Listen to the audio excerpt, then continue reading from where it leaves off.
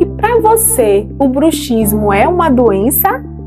Eu sou Maísa Nascimento e estamos aqui numa série sobre o novo consenso sobre o bruxismo.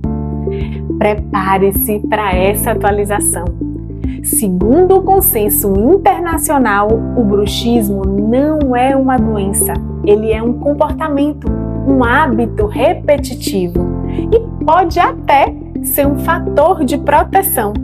Por isso, não usamos mais o termo diagnóstico, e sim detecção, avaliação positiva para o seu comportamento. E não há tratamento, e sim estímulos ao controle, à mudança de hábito.